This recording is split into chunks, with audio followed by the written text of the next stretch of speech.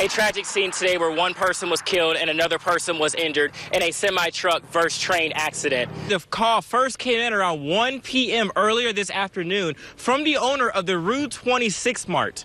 The meeting started this morning at Town Hall, where Lieutenant Governor Mike Foley discussed the upcoming legislative session, and he also talked about trade admissions that would benefit the state of Nebraska. You still have a chance to come out here because the festivities are not going to end till 9, and the best part about it is absolutely free. But you might want to come out here soon because I had a hard time parking myself, so it might be even harder for you to find a spot. This program will be used to help veterans, survivors, and even family members learn more about the VA healthcare system. Before this meeting did start, they were able to meet one-on-one with professionals to find out more about the services, benefits, and even if they're eligible for that healthcare. Told me they first noticed a gas leak earlier today around noon on the outside north section of the elementary school. She told me that she is happy to bring a new establishment to Scottsbluff and even happier to get her business out of her household because it was starting to fill up her kitchen. She tells me that the norovirus is very common this time of year,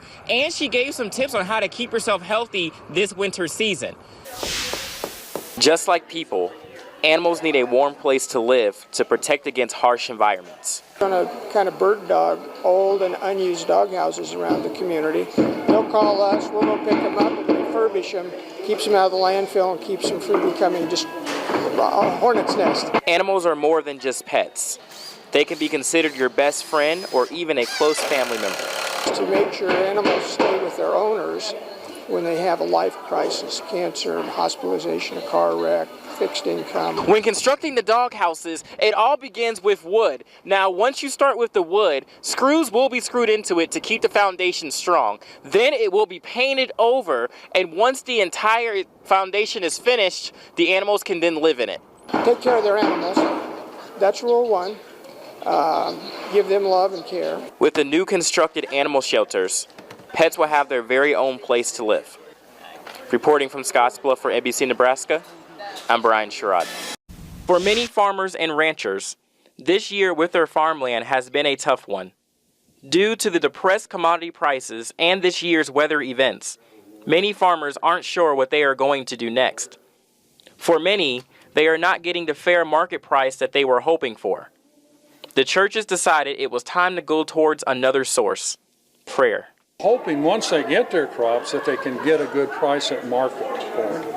And this is what this was all about, the prayer for that. For many families, farming is their main source of income. I spoke with many of the farmers, and they told me that if they're not able to farm, they're not sure what they're going to do next. Being here and seeing, the love of God and the prayers that we had to get the farmers crops, and get them the right money that they need.